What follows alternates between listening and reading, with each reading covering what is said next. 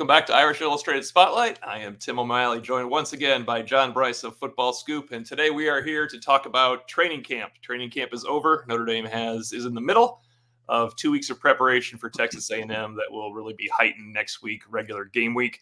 And this training camp discussion does not include recruiting, does not include the USC game in November or the playoffs, John, but it does include, although at the end of it, the offensive line. We're going to make everybody wait for that because I think we've talked a little bit about that since Charles Jagaso went down early in August.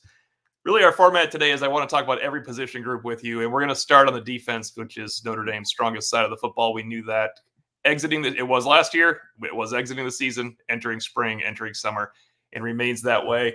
The defensive line, John, I put in my Monday musings as the number one group, and I'm assuming health of Howard Cross. At this point for game day, we have no reason to assume anything but the health of Howard Cross.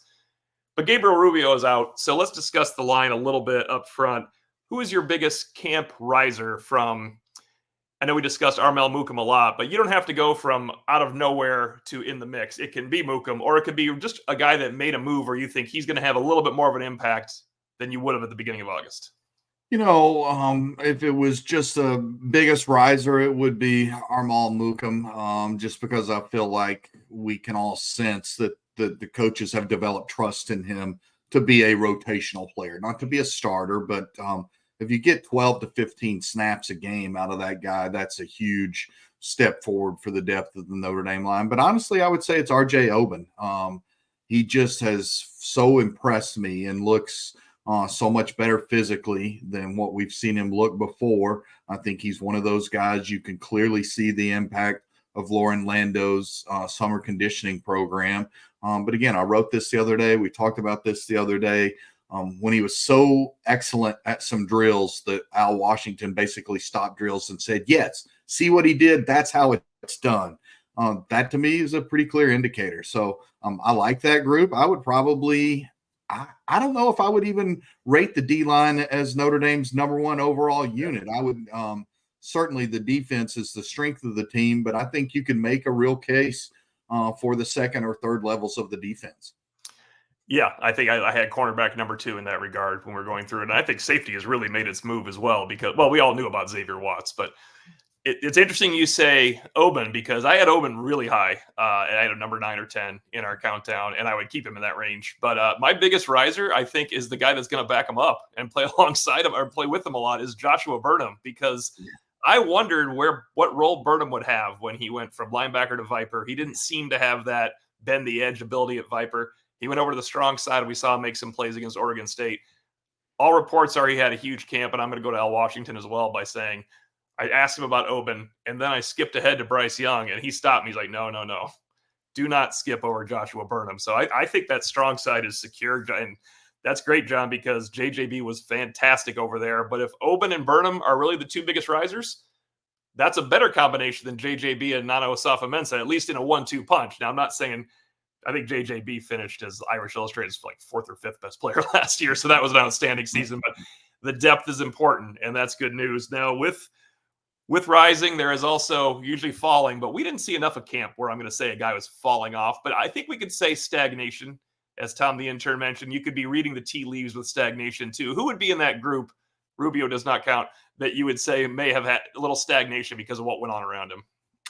Gosh, that's a great question, T.O. God, I don't even know if stagnation, to your point, if we saw enough to really single out a guy. I just think, for instance, mine was Tui Halamaka because Botello and Traore just seemed to be rising all the time, and I don't think I know Tui Halamaka is going to have a major role in special teams and he will play from scrimmage, but I don't think for me he's the third to anything, but he's the third at Viper. Yeah, I think that's right. Like, staying level is probably the best way to put it about him. I guess I didn't entertain tremendous expectations for him or expect to see a lot of growth. So I guess that is the definition of being stagnant. But we didn't hear about a guy who just had a terrible fall camp. We didn't hear about a guy that was getting thrown out of practice because he was out of shape and couldn't finish the conditioning. And so I think there's healthy competition there, and I don't think that's a bad thing if other people passed him up, and I think that's the case. I don't necessarily know that that's a bad thing overall for Notre Dame. That's just an unfortunate thing for Junior Tuihalamaka. We have one question from Mr. Panthers 23 on this one. It goes way back. I'm going to try to focus on the defensive line question because we're on defensive line right now. He says, who will have a better freshman year, Stephon Tuitt or Brice Young? Now, Stephon Tuitt had to play on that line in 2011. Brice Young is behind who you ranked and I ranked as the biggest risers of fall camp. So I'm going to go with Tuitt because he had 30 tackles and 3 sacks. Brice Young's not getting 30 tackles, but 3 sacks would be a nice number for Brice Young to compile in a if he finds a package as the season progresses. Yeah, and I can't stress enough when you talk about risers in camp, he's certainly one of the ones we've heard a lot about. And again, shown maturity by embracing his potential to be an impact player on special teams. So I think that's significant for him. I'll defer to you. I would say Stephon again because he had to play. There was an immediate avenue for playing there. But I think it's a good thing that Brice Young doesn't have to come in and start right away, can ease his way in. And, I would expect Brice Young to be a rotational player before the end of the season. JB, very unfortunate story I'm going to tell here for people listening. If they were around in 2011 watching Notre Dame, Stephon Tuitt and Aaron Lynch did not play in one game because they could not be trusted to contain the edge against Denard Robinson. And that game was Michigan, when maybe you would have liked to have had those athletes chasing Denard Robinson, but that was the choice made at the time. So I just want to rub some salt in a 13-year wound for any Irish fan listening that remembers the Stephon Tuitt days. That's pretty strong memory right there. It's a rough one, man. Moving to linebacker, because we have a few linebacker questions here.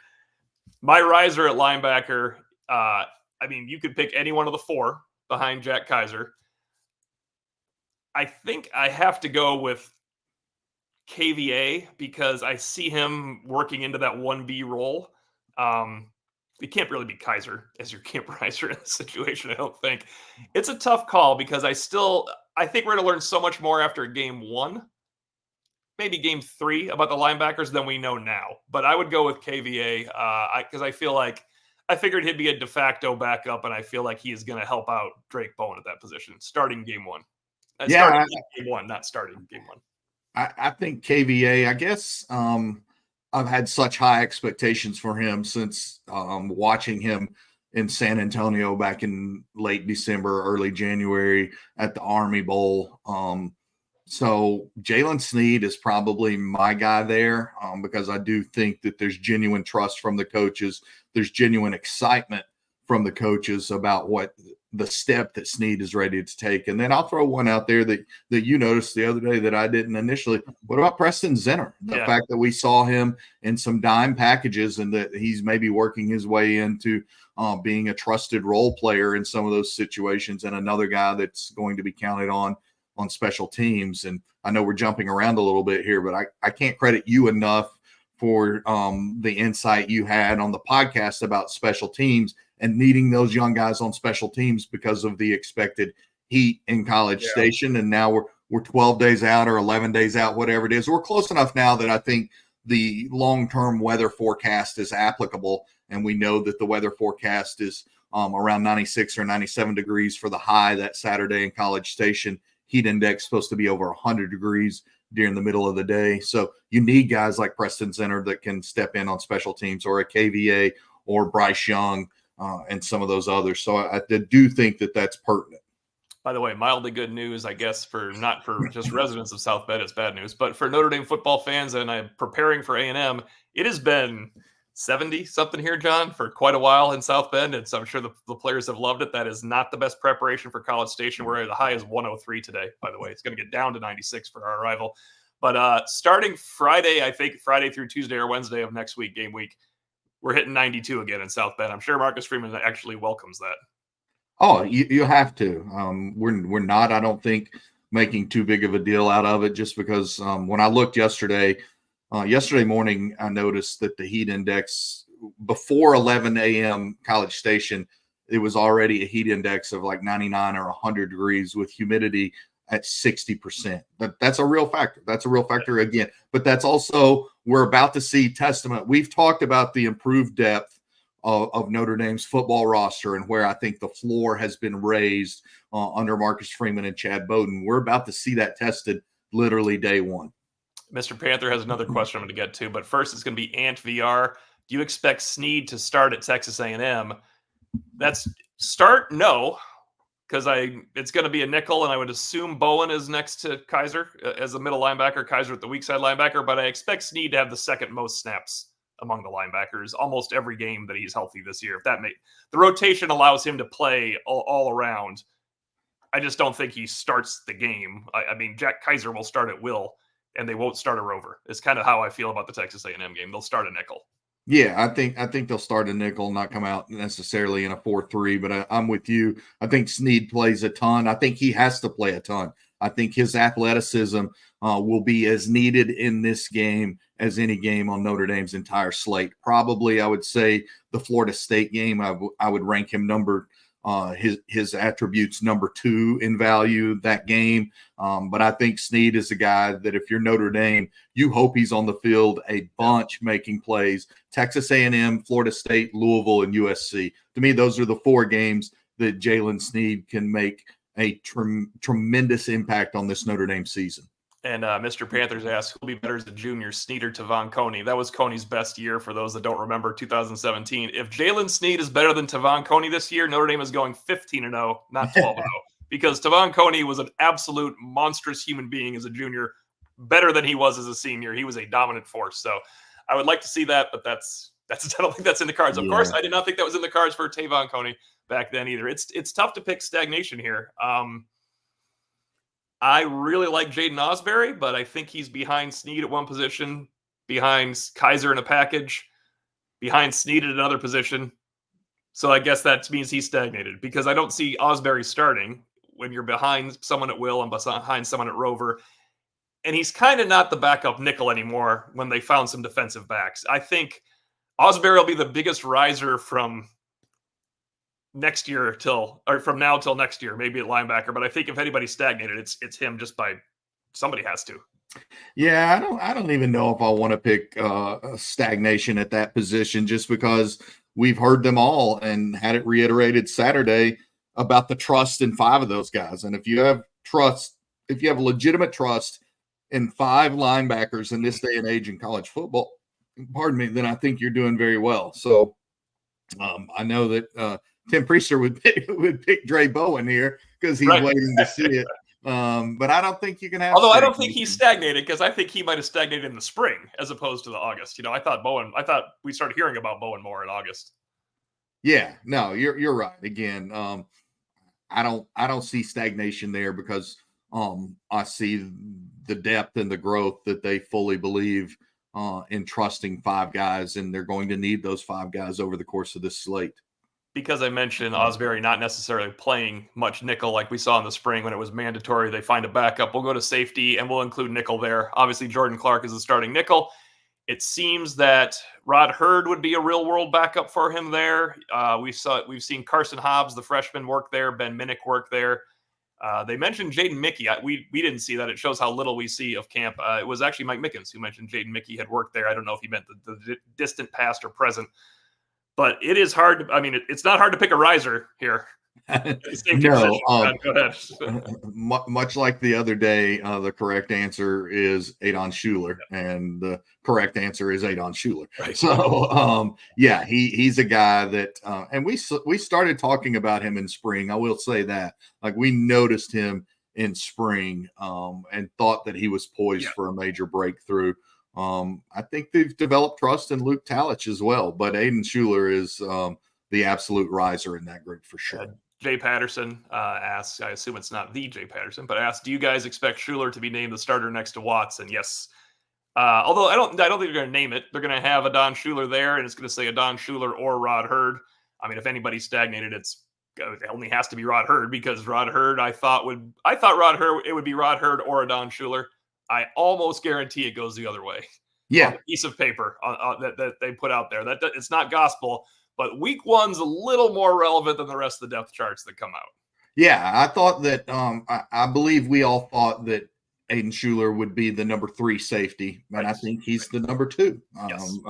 And and by number 2, that makes him a starter. I think we probably collectively feel a lot better about the safety group maybe than we expected to feel for Notre Dame exiting the spring, just because we hadn't seen Rod Hurd.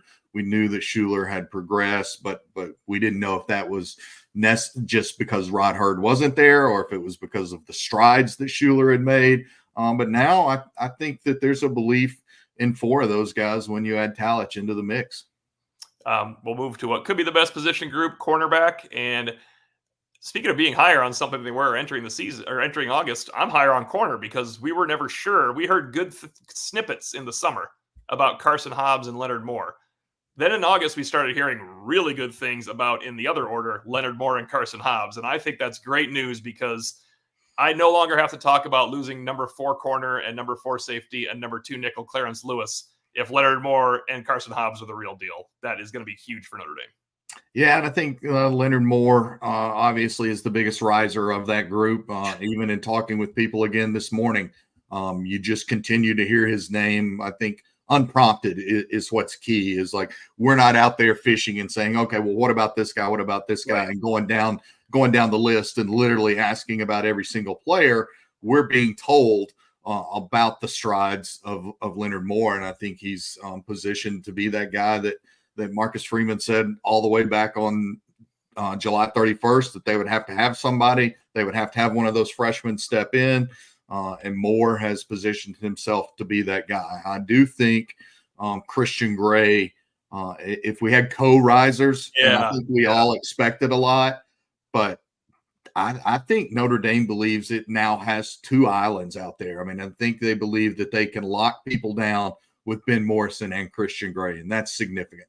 It's also important that we spent most of August talking about Notre Dame's 4th corner because 1 and 2 were so damn good. And Jaden Mickey, look, just Christian Gray is better than Jaden Mickey, but Jaden Mickey's a good 3rd corner going into his 3rd season, especially. Jaden Mickey's toughest times were as a freshman when he was overmatched as a nickel. He was overmatched against Ohio State in his first game and first ever nickel snap, which is an emergency situation. He was overmatched against BYU, against a veteran, and against Jordan Addison for USC. Those are not good situations for Jaden Mickey to have to start in. He was a better player last year. He'll be a better player this year. But Notre Dame's a better defense because he's 3rd. This Benjamin Morrison and Christian Gray, we heard Christian Gray was lights out in that scrimmage. And ND Fan 69, I believe is his name. He's privy to a lot of scrimmage action. He said Christian Gray was fantastic on our message board. It has been a heck of an August for Christian Gray. It's been an elite August for him, and again, it's elevated the expectations for what Notre Dame already had at a very high level for that secondary in general. But again, what they could do in pass coverage, and Christian Gray, I think, is poised for the teams that decide they don't want to go at Ben Morrison and they're going to test this sophomore. I think they're in for a rude awakening because I think Christian Gray is going to be elite. And I've said it before, he doesn't quite yet have the technical know-how of a Ben Morrison, but what he does have is a little bit better frame. And so I think that because of that, I really think that he's positioned for big things. That's a great question here. I think it's kind of aimed at me because I talk about Cam Hart a lot. Rabid Nile Chihuahua, which is a fantastic name. It seems Cam was a silent force over the last 2 years. I totally agree. He was a silent force opposite Benjamin Morrison. How much do you think the secondary will miss him?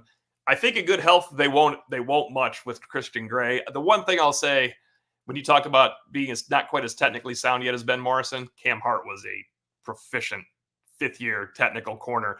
And remember, a 22-year-old man, as I said many times, it looked like he was on the 49ers, not Notre Dame.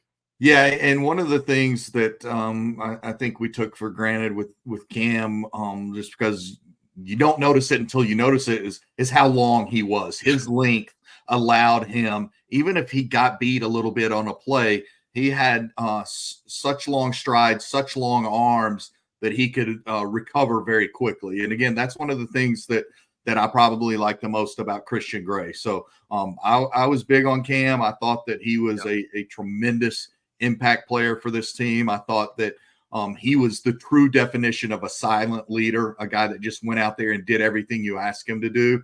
But again, I'm just super high on Christian Gray. I'm going to go to special teams simply because we have a question from M. Go Irish. How confident should we be in our kicking games, punter and place kicker? You talk about Mitch Jeter first, because we don't talk about him a lot in training camp. His resume is as good as it gets transferring to a program. Yeah, they call him Money Mitch on campus. That's not me using that alliteration. That's what somebody on campus called him to me. Money Mitch is going to be just fine. That was the direct quote. So, is Money Mitch going to kick you a 55-yard field goal? Probably not. But I think that there's a belief he'll be damn near automatic from 50 and in.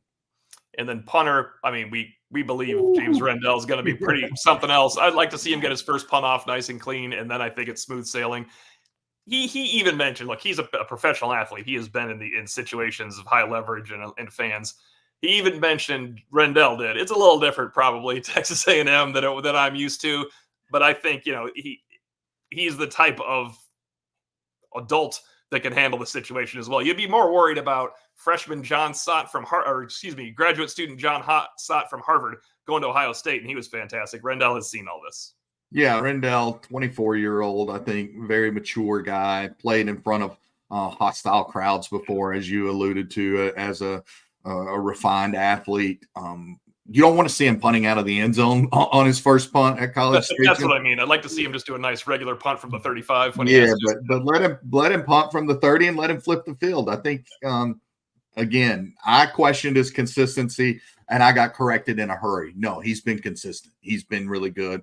We all wondered aloud about his op time because it was a transition for him, but his op time apparently is really good, right in that 2.1 second range, something like that. So I think that special teams collectively, not just those two kicking the ball, but the coverage units, I think are poised to be assets for Notre Dame. And this is, again, I give Marcus Freeman a lot of credit for this. He coaches the punt coverage team. So he coaches Rendell and those guys. He wants to coach those guys. He kind of demanded, hey, I'm the boss. I'm going to coach this unit. But I think that sends a clear message when he does that. I think that also makes other guys buy in. And I just can't say enough for the fact that young dudes like Brice Young and Logan Thomas are out there wanting to play on special teams because they recognize the value, recognize it as an avenue to gaining trust, and recognize it as an avenue to getting on the field. I'm going to quickly go back to this question because I do think it's been mildly overblown, but I think it will happen. If it happens once against A&M, this is a good thing. Rabid Nile Chihuahua. How hard do you think it will be for opponents to catch the punts from Rendell? Word has it there will be some drops because Faison mentioned that. I saw on our message board someone's like, I'm thinking 3 or 4 muffs. That 3 or 4 muffs this season because of a weird punt would be great. You want one at Texas A&M right around the 15-yard line. That would make Rendell a secret weapon you're not thinking about. These guys can catch punts. This isn't like, I mean, they're very good at catching punts. If A&M puts a freshman back there, that's their own fault this time. Yeah, and frankly, I'm guilty of not knowing enough about A&M's punter right now to know if they're getting practice on their own end of catching a guy with the skill set of Rendell. But I do think Rendell's a legitimate asset, and you do hope if he hits one of the ones like we've seen in practice a couple of times. One of those ones I think I told you I charted 66 yards in the air and then also dropped it inside the 5-yard line. If he gets a punt like that where the guy has to drift back maybe a little bit more than he's expecting and the ball is coming in with some spin, that could be a game-changing moment for Notre Dame. Jaden Harrison, kickoff returner, because he was number 1 returning in the country. He's going to win that job, and either Faison or Greathouse. We're going to find out. I think they're going to put an or on the Faison Greathouse thing on their depth chart as well. So I think they might both get a little action back there. I could see Greathouse being the safe punt returner as well when you're catching it inside the 10. Yeah, I think Faison gets more punt return opportunities over the course of the season. Again, there's a belief there that they're going to upgrade their punt return from a year ago, and Faison is a huge component in that belief. Offensively, we're going to go to the skill positions for obvious reasons. Let's stay with wide receivers in Greathouse. If you were to name one wide receiver that is I think we could name more than one, but is guaranteed to be at the top of that paper depth chart, Jaden Greathouse in the slot would be, I think, everyone's first choice. What else do you see? We know the 6-man rotation. How do you think it kind of shakes out in College Station in very high leverage situations? And who is the best in camp outside of perhaps Greathouse? Yeah, I expect Greathouse to lead the team in receptions this year. I really do. I would say Bo Collins. Yeah. Beyond that, I think you've had the almost the exact same phrase uttered to you. I know for me, multiple people have been like, he's just a grown man. Right. In the utmost way of being complimentary in that regard. So I think that Bo Collins and Greathouse are there. Chris Mitchell is right there as well. And then you go sort of beyond that. Jaden Thomas certainly has their trust. But I think Greathouse is a guy. I think Greathouse and Bo Collins are probably going to close the season as your top two guys. And I think that they're the two guys, especially earlier in the year, that are most likely to be who Riley Leonard looks for first on third down or trust down situations. And I think stagnation is the most predictable thing since the Tides every year. Micah Gilbert stagnated a little bit in that he did not break into the top 6. I felt like he came in number 7, even ahead of Deion Colsey and KK Smith. I think he probably ended at number 7 or 8, either with or ahead of Deion Colsey or KK Smith. That happens to most freshmen when they hit the practice field after about 1 week in August in South Bend. Yeah, I agree. And I wonder if we're not talking enough about a KK Smith, the guy that we heard a lot about, or about Micah Gilbert, again, because recent history shows us that while they may want to have a 6-man rotation, they'll probably over the course of the year they will need 8 dudes, need 8 dudes at least to fulfill that rotation. But again, Bo Collins is a guy we didn't see in the spring. He was here. He was already around the team. He was learning the playbook. But when you talk about him, maybe a biggest riser in that group, he was probably be my biggest riser because I just didn't know what to expect. He'd put up nice numbers at Clemson, but he wasn't a guy that we came out of that game in November that Notre Dame lost and said, gosh, Notre Dame wins this game if they have Bo Collins. But now Bo Collins is a real legitimate asset in this Notre Dame offense. Yeah, and also I think we didn't see enough real one-on-one, 7-on-7 reps against defenses. But what we did see was Bo Collins going and getting some balls that Riley Leonard and Steve Angeli put out there. We saw Collins' catch radius on display. Practice number 1, I honestly don't remember anyone other than Collins making a big catch in 7-on-7 situation because you weren't allowed to tackle you weren't even allowed to hit to the ground in those situations. So actually Micah Gilbert probably made a couple in that game, but in that practice, I think Collins just showed out more consistently than other guys did. And that's my Chris Mitchell point that people were really mad at on the message board, believe it or not. When I said I hadn't seen Chris Mitchell make a big play in practice, I haven't had opportunities to see Chris Mitchell make a big play in practice. I did see Bo Collins kind of reach out and make some plays that others didn't make. Well, and to that point, it ties right into what we've already discussed is we hear about Bo Collins' hands and not just in terms of ability to catch the ball, but the fact that he sort of swallows the ball up, that he's got really strong hands and just presents a nice target and nice catch radius for Riley Leonard. So again, he has pleasantly surprised me. He's been more than I thought. I think we all probably had pretty lofty expectations of Chris Mitchell, and we're not necessarily diminishing those. I just think Bo Collins is better than what we thought, or certainly he's better than what I thought or what I knew, especially when you hear what he did from a performance standpoint in the testing that Notre Dame did at the end of July, right before the starting camp.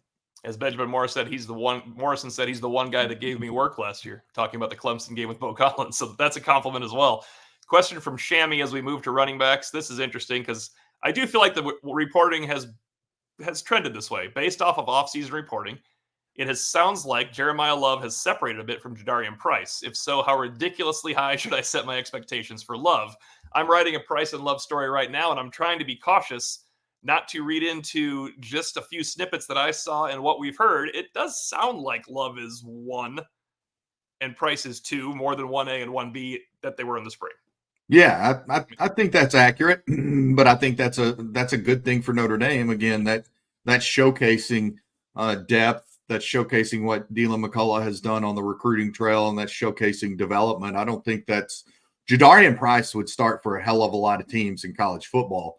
The fact that I expect Jeremiah Love to start or to get the lion's share of the work, I think is just a really good thing for Notre Dame. And you didn't ask me, but I'm going to jump right into who my riser in that group would be. It would be Aeneas Williams. What he's done, the frame that he presents, the toughness that he presents. I think Aeneas Williams is trending toward being a guy that they trust on third down, that they trust in pass pro situations. Jeremiah Love, if Jeremiah Love was running behind last year's offensive line, I think you could have absolutely elite upper tier expectations for Jeremiah Love. I'm not sure, especially early in the season, we'll get opportunities to see how good Jeremiah Love is because this group that we're going to talk about in a couple of minutes. Yeah. Now I don't think you're going to see Jeremiah Love 210 carries, Jadarian Price 71 carries like Estime and Love had last year. But I'm also not sure it's going to be Estime and Diggs where they were even in that 160, 150 range. I feel like Love gets more than Price, but nothing like last year's disparity when it just became the Audric Estime show running the ball and rightfully so as time went on. I think Price is closer to Love than freshman 190-pound Love was to monster Estime. I think that's a great way of putting it. I think we expect Jeremiah Love to have the slightly heavier workload, but not 2-to-1 or anything. Right. Quarterback, we'll go with I do have a question here. It said, who is the number 2 and 3 question? I want to read it properly. Matt Rose, who are the number 2 and 3 backup QBs if we need them? Well, we know number 2. Yeah. It's Steve Angeli. Unequivocally, it's Steve Angeli. Yeah, no doubt about it. There was a question. Somebody asked a question of Gino Gaduli about Kenny Minchey and CJ Carr. Are they pressing Steve Angeli? They are not. They are pressing to stay with the varsity because they're so good at quarterback. Somebody has to be Connor Wegman this week, though. Somebody has to be Connor Wegman. I don't think it's Tyler Buckner if he's not healthy. I assume it's Kenny Minchey, that they would ask Kenny Minchey to be Wegman. Do you think they would go with Carr just for the straight arm strength? I don't know. Could it be? Well, we've heard them talk so much about how they have to keep getting those guys reps. So is it potentially Rizak that becomes that guy? I know in some of the drills that we saw on the last practice that we saw, they were using Rizak as their quarterback for those situations. So I think it depends. I think from a most similar standpoint, you would say CJ Carr is most similar to Connor Wegman. But as for who the number 3 quarterback is, I think it's an ongoing battle right now. I think there's clear-cut definition, as we discussed, that Angeli, there's not a circumstance where Angeli's healthy and not the number 2 quarterback this year. I mean, I guess that makes him the default riser, Steve Angeli, right? He was the number 2, but he's so clearly the number 2, it's not worth talking about. Like people want to make it something from the outside, and it's not. They trust Steve Angeli as the number 2. Yeah, I think the riser for me would be Riley Leonard, just because he didn't do anything in the spring. we didn't get to see him in the spring, and again, even going into discussions early this week with people on campus, and again, even this morning with people who were familiar with Saturday's scrimmage. For me, it's Riley Leonard because we all knew he was a good athlete. I wrote that story on Irish Illustrated way back when, where I talked to like a half dozen different ACC coaches, some offensive, some defensive. Even some guys who had recruited him in high school, and they all talked about his athleticism. But I think Riley Leonard is poised to be a real X factor with his legs in this Notre Dame offense. We're going to take a quick break from reality. Reese Miller says the wide receiver core may have the best collection of jersey numbers in ND history, all the single digits. I am with you, but that looks cooler on linebackers. Check out the 1996 Fighting Irish with linebackers wearing numbers 2, 4, and 5. And the dark visors and massive shoulder pads, JB, because that was the cooler looking thing than you could possibly get a wide receiver in the modern era.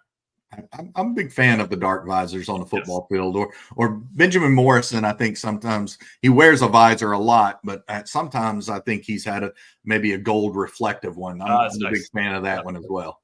That's worth a couple wins usually. Tight end. We know the biggest riser. I'll just let you say it because people from the outside apparently don't know the biggest riser, but that guy does not get his name is mentioned all over campus. Cooper Flanagan. Yeah. He's a guy again, like I've been told, watch him to be a breakout player. I think that he's why they've been able to and continue to be able to moderately bring Mitchell Evans along. I'm still really excited for Eli Raridan. If he stays healthy, Eli Raridan is elite. He's an elite weapon. He's up to around 252 pounds, but you would never know it because it's all muscle. He looks great. He catches the ball really well. He's another guy that just sort of, when he's grooving, when he feels healthy and he's got his confidence up, he just sort of swallows the ball into him with his hands. So I like where Notre Dame's at the tight end position. Cooper Flanagan, people that know a lot more football than me, and specifically know a lot more Notre Dame football than me because they're on campus, are telling me to watch out for Cooper Flanagan. And we heard Kevin Bauman will be in the goal line package. That makes a lot of sense considering how deep this room is. And I really think Davis Sherwood could be part of in that moving fullback thing. But with this offense, I think Davis Sherwood's special teams is easily his number one contribution this season. I think they needed him a little more for some of the stuff Jared Parker was running with multiple tight ends last year. Not that you won't see multiple tight ends from Denbrock. He did that at Cincinnati. But how deep are you going to go at tight end? I think it's best to have Sherwood on every single possible special teams out there now that Bauman's back. Yeah, I don't think you can. We shouldn't be guilty of ignoring Bauman because I think he's going to be really valuable, particularly as Notre Dame works to bring its offensive line along. I think his physicality and his frame is going to be key in being able to help Chip for the tackles. And then I left out my favorite player from 2023, Mitchell Evans. We will find out if Mitchell Evans is the biggest riser or if he stagnated when Texas A&M starts, because kudos to Notre Dame. They're not really letting us know. And look, 10 months removed, they have to be careful. You can't get Mitchell Evans hurt in camp from some weird blocking drill where he was involved hitting a scout team defender. He has to be a guy that you get fresh to A&M. And JB, I will leave it with this on the tight ends. If they were playing Northern Illinois and Navy 1 and 2, Mitchell Evans would not be playing in games 1 and 2. Yeah, and the fact of the matter is, this is where you appreciate having an older team if you're Notre Dame, and they're not old in a lot of spots on the offensive side of the ball, but they know exactly what they've got with Mitchell Evans, and so they can be smarter with him over the course of a camp because they're not like saying, okay, is he back healthy and can we trust him? There's already a tremendous amount of trust there. So it's just about bringing him along at the right pace, much the way we saw them do with Howard Cross over the last 2.5 to 3 weeks of camp. There's a known quantity there, which means it's Notre Dame's job to care for that known quantity and have it ready for the A&M game. As much as I would like to say we've covered all the positions, we have not. There is also one left. Offensive line, JB. Hey, who's your biggest riser on this offensive line from the beginning of camp? Hey, how about Anthony Knapp? How about big Anthony Knapp for sure? Because he could have been a center for all we knew going into camp at that point after his spring. Yes. Yeah. None of us. We liked him. We liked him when we interviewed him.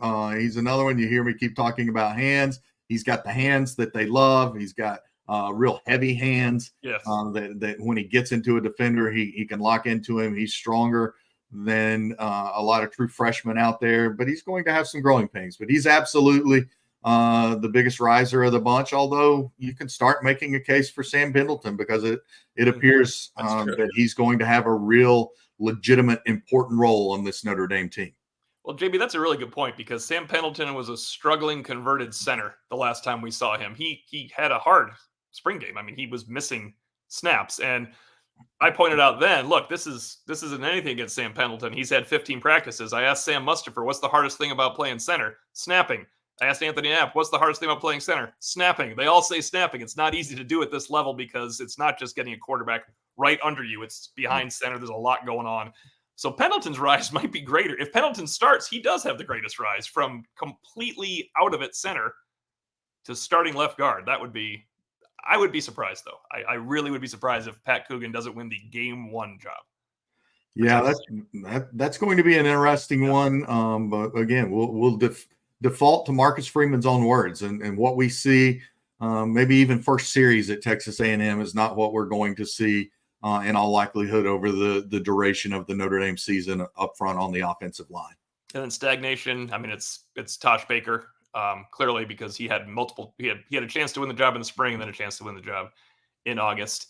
We're going to have plenty of offensive line questions in this. So I'm going to try to scroll through and see a couple that have, well, the person said you can't call this, Chad Williams says not to harp on this, but you can't call yourself O-line U if you have this situation 2 weeks out. You can when you put the number 6 pick in the draft and the second round pick in the draft and lose your starting offensive lineman. It has been a bad string for Notre Dame. They always knew they were losing Joe Alt. They kind of figured later on, at least before we did, they were losing Blake Fisher, but still a mild surprise. Losing Jagasa stinks, and they were a guard center. They were a guard-heavy group anyway. That's what people don't remember. They were a guard-heavy group that took a hit at Fisher and Jagasa at tackle and Baker not panning out. And and to Jagasa, it's not like he had made 25 starts at left tackle, but I was just reminded last night by somebody like, hey, Jagasa was already on NFL radars. Like that tells you something. If that guy was already on NFL radars, and part of that is because Notre Dame has been O-line U and certainly has warranted that kind of attention. But I think we forget, because he hadn't played a ton there, how much ceiling there was believed to be for Jagasa, and that ceiling doesn't go away. It's just delayed. But it was important for me to be reminded last night by a third-party person, by the way, not somebody at Notre Dame saying, oh, well, you got to remember we lost this NFL guy. No, this is a third-party guy telling me, like, hey, he's already somebody that NFL people are starting to evaluate and pay attention to. Yeah, on the right side of the line, I think we could end this by talking about the right side of the line, because if so many things didn't happen on the left side, and really if just Pat Coogan and Rocco Spindler were battling it out, and the good news of Sam Pendleton breaking way in there, that's good news. It's a good player coming in, but it caused a lot of consternation and wonder on the whole left side. The right side has been set since camp started, and Emil Wagner and Billy Schroth and Marcus Freeman told reporters, give me 2 names. This is way back in May. Give me 2 names of the young players that are rising. And he said Jeremiah Love and Billy Schroth. That's a pretty big deal. That's a huge deal. I think that's certainly significant.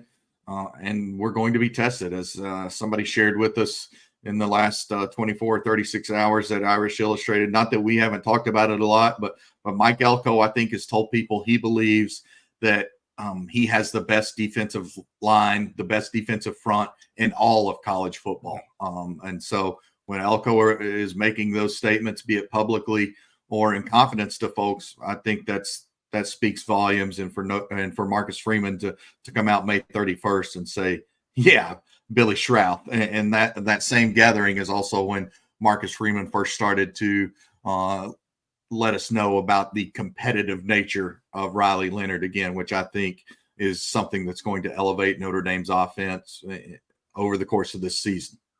Camp is over for Notre Dame, but not yet for us. We probably still have a few more days to cover what happened during training camp, because we are not on campus for practices this week. That is the norm. We've spoken often about how there was a little bit less access this year, a lot less than last year, a little bit less than 2022 when they were taking on Ohio State. We're never on campus this week. So when I pointed that out on an instant analysis, that was not out of the norm. But JB and I will be back on Irish Illustrated Insider, our podcast Thursday, with Tim Priester and Pete Sampson. And on Sunday, I think we have a good Irish Illustrated staff treat for people. Yeah. Priester and I usually fill out something called The Season, where we try to predict every game, and it just kind of goes, unless it's 2020, then we got it right. But usually it goes in weird directions. So instead, we're going to have our entire staff with a 10-question questionnaire, pertinent things for this season for our Irish Illustrated subscribers. Until then, for John Brice of Football Scoop, I'm Tim O'Malley at Irish Illustrated. Thanks for joining.